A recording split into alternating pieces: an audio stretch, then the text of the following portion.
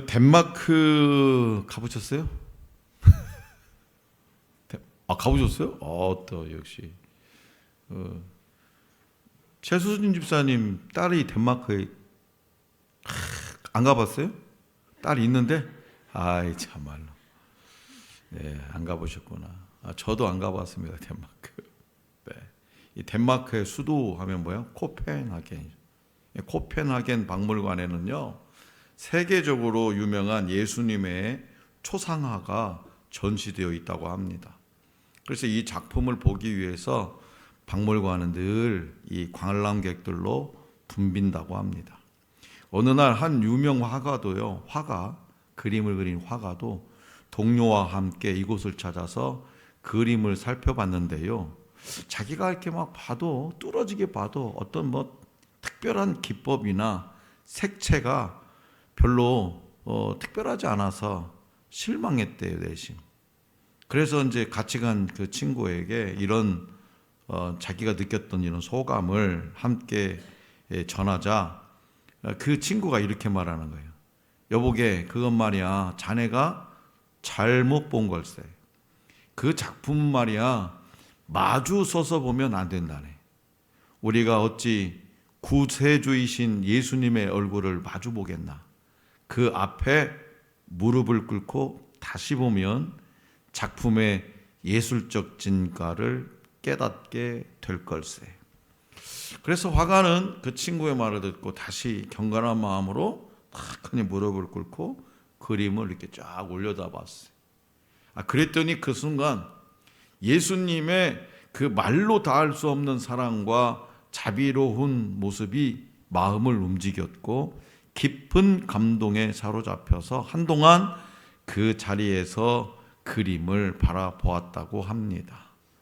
자, 성도 여러분, 이 토마스 아퀴나스는요, 겸손이 무엇인지 알고 싶다면 십자가를 바라보라 이렇게 말했어요. 겸손이 뭐냐? 그것을 알고 싶다면 십자가를 바라보라. 겸손의 본이 되시는 예수님을 낮아지지 않는 이 세상의 눈으로 바라본다면 어찌 참 모습을 깨달을 수 있겠습니까? 어느덧 한 해가 다 가고 성탄절이 성큼 다가왔습니다. 이 성탄절 전통 중에 지금은 좀 사라진 것이 있어요. 그것이 바로 뭐냐? 새벽송이에요. 새벽송. 목사님 몇 분과 이 담소를 나누던 중에 이 성탄절 하면은 이 새벽송이 화제로 나왔습니다. 그래서 다른 얘기를 할 때와는 달리 새벽송 이야기가 나오자 모두의 얼굴이 기쁨으로 가득 차요. 이들에게는요, 이 목사님들에게는 두 가지 감정이 있다는 것도 발견했어요. 하나는 그리움이고, 새벽송 하니까 그리움이고, 다른 하나는 따뜻함이었습니다. 그래서 왜 그럴까 생각해 봤는데 만남의 기쁨이었습니다. 방문하는 가정이 자신을 반갑게 맞아주던 추억이 가득했습니다. 날은 춥고 길은 미끄러우니 서로가 추위를 녹여주며 잡아주던 걸 기억했습니다. 그리움은 당연했어요. 맞아주시는 가정이 추운 새벽길을 건너라 애쓴 이 새벽송 대원들을 향해서 전하는 그 작은 대접도 그 따뜻한 식혜 한 그릇, 그 작은 대접도 서로에게 말할 수 없는 기쁨을 줍니다. 따뜻함을 배우는 시간, 그것이 바로 새벽송이었던 거죠. 자, 올해도 곳곳에서 크리스마스 장식과 캐럴이 가득합니다. 매년 같은 모습, 같은 분위기지만 사람들은 크리스마스를 기다립니다. 하지만 크리스마스의 기원인 그리스도께서 오신 일에 대해서는 아무런 관심이 없어요. 크리스마스 때 남편이 명품백 사줄까? 사준다고 했는데 명품백을 기다려. 명품백을. 크리스마스 때 여자친구하고 어디 놀러 가기로 했는데 빨리 왔으면 좋겠다.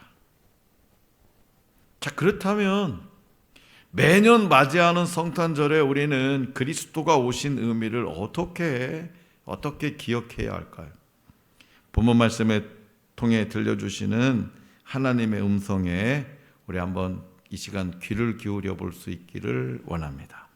자, 먼저 하나님은 이 요한을 통해, 사도 요한을 통해 우리를 사랑하셔서, 나를 사랑하셔서 당신의 자녀로 삼으시기 위해서 그리스도를 이 땅에 보내셨다고 말씀하십니다.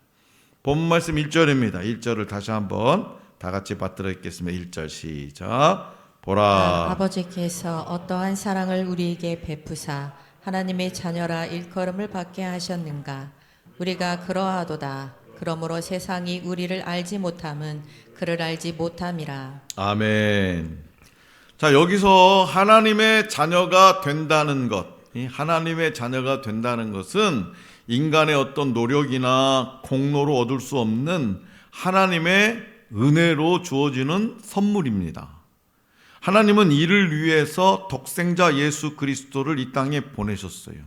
선물, 하나님의 자녀가 되는 선물을 저와 여러분들에게 주시려고 예수 그리스도를 이 땅에 보내셨어요. 또한 하나님은 예수 그리스도를 화목 제물로 삼으셔서 인간과 관계를 회복하셨습니다. 그리고 이를 믿는 모든 이들을 하나님의 자녀로 삼는 놀라운 은혜를 허락하셨어요.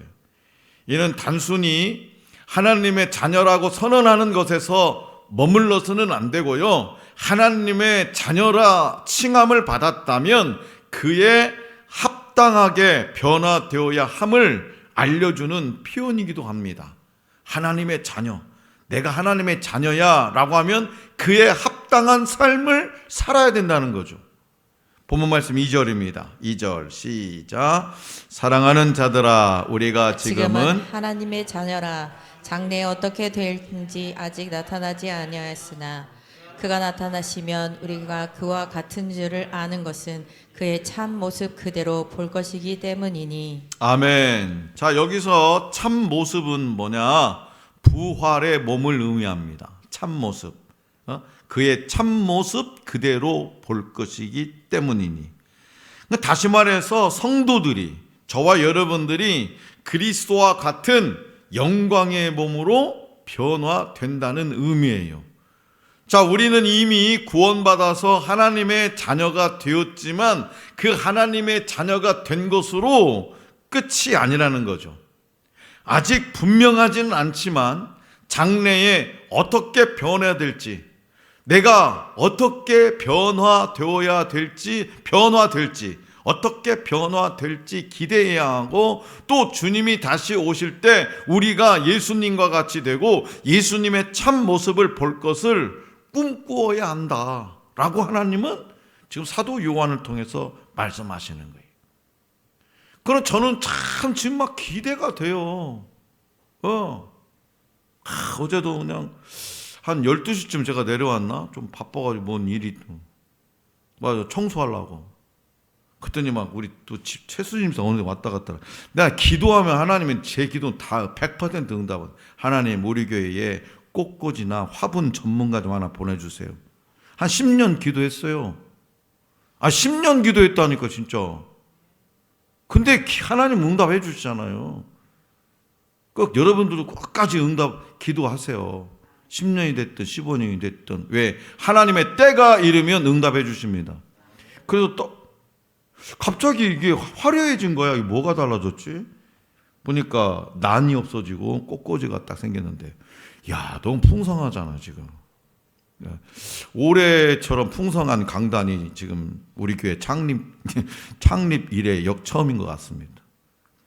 청소하면서도 내가 이렇게 수고하고 애쓰고 정말 하나님의 일을 위해서, 사역을 위해서 이렇게 했으면 내가 얼마나 어떻게 변화될까, 어떻게 부활의 그날에 어떤 모습으로 변화될까, 이게 기대가 되는 거예요. 쌓으면 쌓을수록. 나는 이 땅에 통장에, 내가도 보니까 저기 하여튼 선교 헌금 10,000원 나가야 되는데 통장에 잔고가 없다고 문자 왔더라고요. 난 그렇게 살아요. 통장에 10,000원이 없어서 잔고가 없어서 뭐 출금이 안 된대. 이 땅에 저축은 별로 할 것이 없어요. 나는 저축 확실하게 해요. 저게 왜? 하늘 창고에. 왜? 몸으로 하든 뭘 하든 어떤 것으로 하든 하나님의 은혜의 창고에다가 차곡차곡 하는 거예요. 왜 그래요? 예수님이 다시 오실 때 내가 예수님과 같이 되고 부활하신 예수님과 같이 되고 그 예수님의 부활하신 예수님의 참 모습을 볼 것을 꿈꿔야 된다고 하나님이 말씀하셨으니까, 내가 말하는 것이 아니고 어떤 유명한 목사님이 말씀하신 거 아니고 성경에 기록되어 있으니까, 하나님이 말씀하셨으니까 나는 이 말씀을 믿어요. 그렇기 때문에 오늘 저와 여러분들은 이러한 사실을 확신하고 부활의 몸을 입고 하나님 앞에 서게 될 날을 소망하고 현재의 삶을 사는 동안 하나님의 뜻에 순종하며 살아가야 됩니다. 그렇지, 순종하며 살아야 된다니까 아무 말도 안 하지. 네. 자, 그래서 하나님의 그 큰 사랑에 날마다 감사하면서 이를 위해 이 땅에 오신 그리스도를 찬양하는 그런 참된 예배자로 살아가야 되는 거예요. 그리하면 그리스도와 같이 부활의 몸을 입고 영광스러운 하나님 나라에 들어가게 될 줄로 믿습니다. 자, 둘째로 하나님은 요한을 통해 죄 없으신 그리스도를 우리의 불법한 죄를 없애시려고 보내셨다고 말씀하세요. 자, 본문 말씀 5절과 6절입니다. 5절, 6절 다 같이 시작. 그가 우리 죄를 없애려고 나타나신 것을 너희가 아나니 그에게는 죄가 없느니라. 그 안에 거하는 자마다 범죄하지 아니하나니 범죄하는 자마다 그를 보지도 못하였고 그를 알지도 못하였느니라. 아멘. 자, 본문 말씀 4절. 이 4절에서도 사도 요한은 4절에서 사도 요한은 죄의 정의를 밝히고 있는데, 죄는 곧 불법, 죄는 불법이래요. 즉 법을 어김이라고 단언합니다. 요한은요, 당시 영지주의 이단들을 염두에 두고 있어요. 왜냐하면 이 영지주의자들은 하나님의 율법을 무시하고 신비로운 지식을 통해서 구원을 얻는다고 가르쳤기 때문이에요. 그러니까 하나님의 자녀가 율법을 무시하고 죄를 짓는다는 것은 생각할 수 없는 일입니다. 그렇기 때문에 예수님이 오신 이유는 바로 나의 죄 때문에, 나의 죄, 이 불법을 저지른 나의 죄 때문에. 그래서 예수님은 3절에 기록된 대로 깨끗하고 2장 1절에 기록된 대로 의로우신 분으로 속죄의 제물이 되기에 충분하셔서 우리의 죄를 짊어지시고 십자가에 달려 죽으셨어요. 이로 인해서 우리의 모든 죄가 속량되어서 우리는 하나님의 자녀가 되었습니다. 그래서 우리는 예수 그리스도께서 오신 날 성탄절을 나의 죄에 대하여 속죄를 위한 은혜의 날로 기억하고 기념해야 돼요. 나의 죄에 대하여 속죄를 위한 은혜의 날. 선물 받는 날이야. 크리스마스 선물 받는 날이 아니라 나의 죄에 대하여 속죄를 위한 은혜의 날로 기억하고 기념해야 합니다. 또한 예수님은 죄를 속량하시는 것에만 멈추시지 않으시고 당신 안에 거하는 자는 더 이상 죄를 범하지 않고 마귀가 미혹해도 넘어지지 않는 의와 진리의 삶으로 사람으로 만들어 가신다고 말씀하세요. 본문 말씀 7절과 8절입니다. 7절 8절 시작. 자녀들아 아무도 너희를 미혹하지 못하게 하라. 의를 행하는 자는 그의 의로우심과 같이 의롭고 죄를 짓는 자마다 마귀에게 속하나니 마귀는 처음부터 범죄함이라. 하나님의 아들이 나타나신 것은 마귀의 일을 멸하려 하심이라. 아멘. 자, 여기서 의를 행하는 자는 그의 의로우심과 같이 의롭고 라는 말씀은요, 본문 말씀 2절과 3절에 기록된 대로 그리스도처럼 될 예수 그리스도처럼 될 소망을 가진 자는 그의 깨끗하심 같이 자기를 깨끗하게 해야 한다라는 것을 의미해요. 예수님처럼 예수님이 깨끗하니까 나도 어떻게 해야 된다?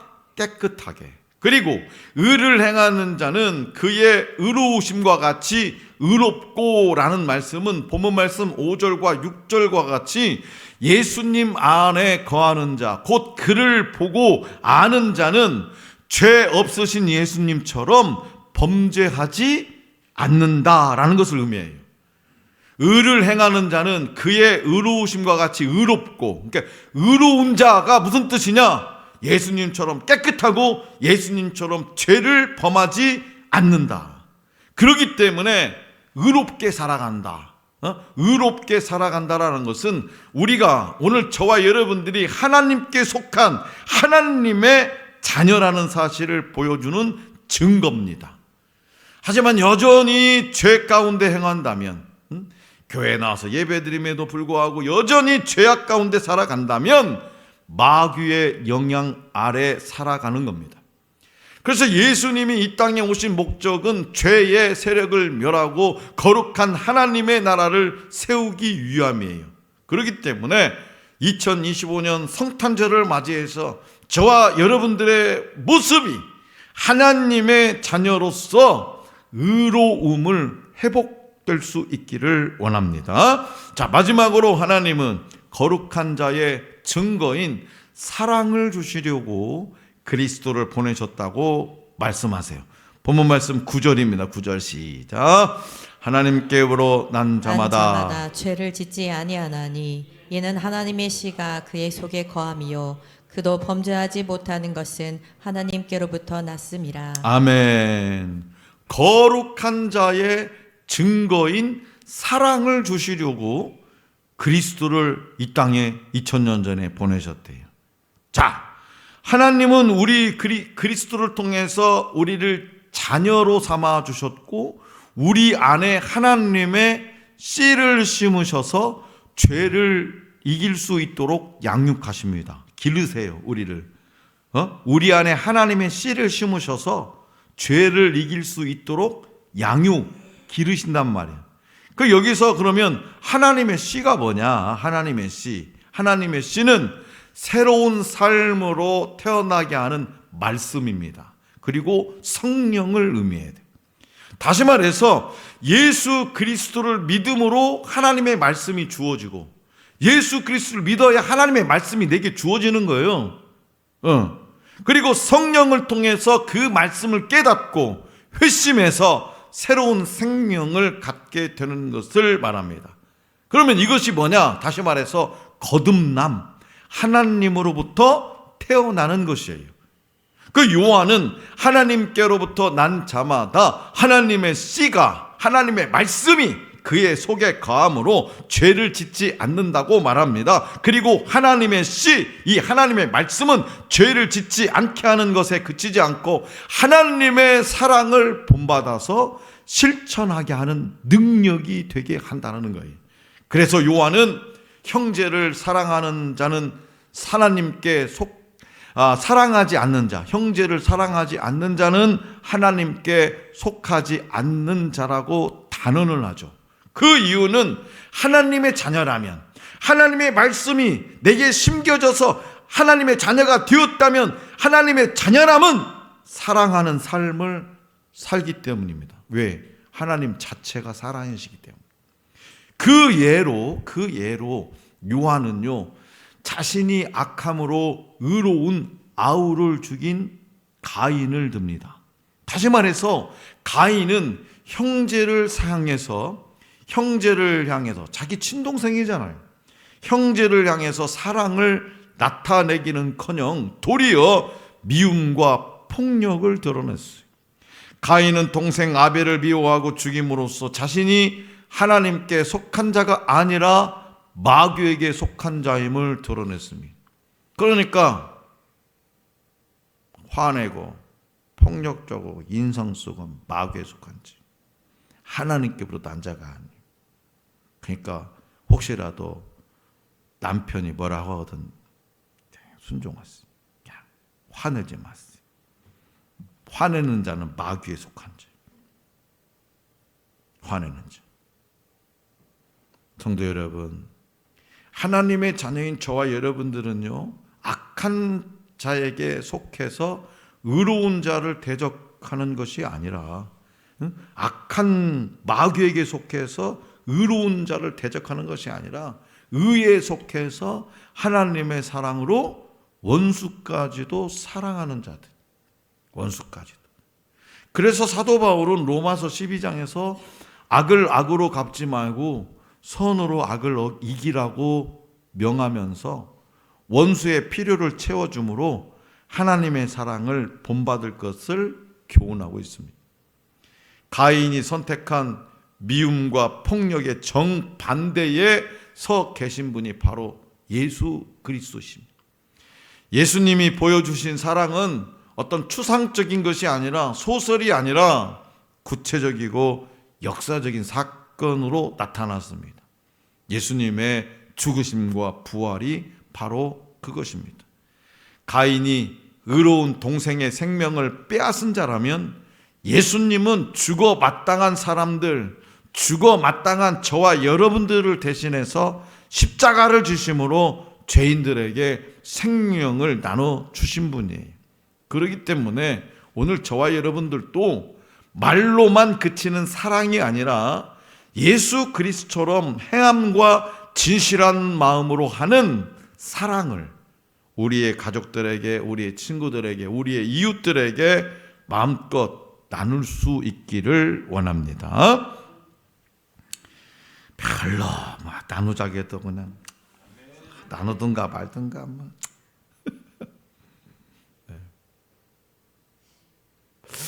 우리 교회는 좀 그런 거에 좀 인색한 것 같아요. 표현하는 게 인색해. 우리 장로님이 매주마다 예배 드려가지고 이렇게 사진 찍고 이렇게 가지고 밴드에다가 올려놔도 누구 하나 좋아요를 한번 누른 적이 없어. 나 아니면 안 눌러. 그래도 우리 장로님이 대단해. 나 같으면 삐져가지고 안 올려버려. 세상에. 본 척도 만 척도 안 하는데. 우리 교회가 좀 새해 2026년에는 좀 용서, 사랑의 시작입니다잖아. 표현을 좀 많이 했으면 좋겠어요. 표현을. 할렐루야, 아멘, 그리고 사랑합니다. 이거에 습관처럼 돼야 돼요. 미국 사람들은요, 내가 지나가다가 마트에서 내가 잘못해가도 툭 쳐도요, 그 사람은 I'm sorry. I'm sorry가 몸에 배었어요. 일단은 자기가 미안하다고 얘기를 해. 아니, 자기가 잘못한, 내가 잘못한 거야. 내가 지나가다 친 것 같아. 근데 자기가 I'm sorry래, 일단. 어렸을 때 몸에 밴 거죠. 어렸을 때부터 들은 단어가 뭐냐? I'm sorry야. 부모로부터 들은 단어가 I'm sorry야. 그런데 우리는 너 왜 그렇게 하냐? 똑바로 못해? 이 얘기를 많이 듣거든. 그러니까 표현을 못해. 오히려 우측되지. 엄마는 원래 그래. 원래 똑바로 해. 이런 얘기를 듣죠. 그래서 새해에는 우리가 아멘 좀 많이 합시다. 올해까지는 봐주기로 하고. 자, 어느 평범한 가정에서 노 부인이 설거지를 하고 있었어요. 바로 그때 군 장성급 장교의 차가 집 마당으로 탁 들어옵니다. 별이 붙은 차량을 본 노 부인은 설마 하는 마음으로 하던 일을 멈춰요. 전쟁터에 아들 셋을 모두 보내고 그중 하나를 이미 잃은 부인은 차에서 내리는 그 장교를 본 순간 무언가 알아차렸다는 듯이 그 자리에 털썩 주저앉습니다. 장교가 가져온 소식은 그 노 부인의 또 다른 아들이 사망했다는 비보였습니다.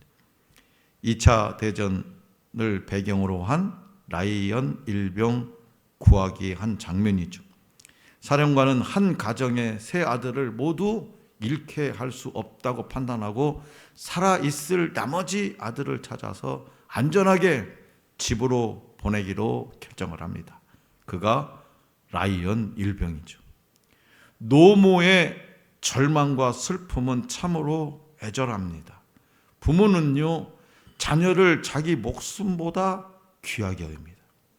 차라리 부모 자신이 죽어서 자식을 살릴 수 있는 상황이라면 대부분의 부모는 그렇게 합니다. 그것이 바로 부모의 사랑입니다. 이 사랑은요, 절대적 가치를 가지고 있어요. 이런 사랑을 인간이 만들어낸 것이나 어떤 후천적인 교육의 결과라고 말할 수 없습니다. 그것은 선천적으로 주어졌어요. 선천적으로. 다시 말해서 다른 동식물들과 달리 인간만 갖는 절대적 가치 중에 대표적인 것, 그것이 바로 뭐냐? 사랑인 거예요. 우리가 사랑을 만든 것이 아니라, 오늘 저와 여러분들이 사랑을 만든 것이 아니라 이미 만들어진 사랑이 오늘 저와 여러분들에게 주어진 겁니다. 자, 사랑하는 성도 여러분, 이제 성탄절을 맞이하며 분주함이 아닌 잠잠함 속에 그리스도를 기억해야 합니다. 나를 향한 하나님의 사랑이 그리스도를 통해서 확증되었습니다. 확증.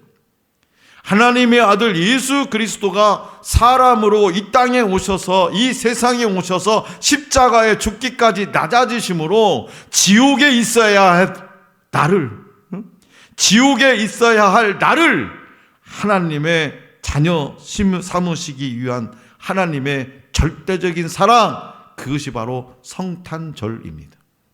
하나님의 아들 예수 그리스도가 사람으로 이 세상에 오셔서 죄의 노예였던, 마귀의 종노릇이었던 나를 하나님의 자녀로 삼아 주신 것은 죄와 앞으로는 절대로 타협하지 않는 거룩한 하나님의 자녀로 살아가라는 하나님의 또 다른 사랑입니다. 그러므로 그리스도의 은혜를 입어서 하나님의 자녀된 자로서 예수님의 사랑을 누리고 실천하며 살아갈 수 있기를 원합니다.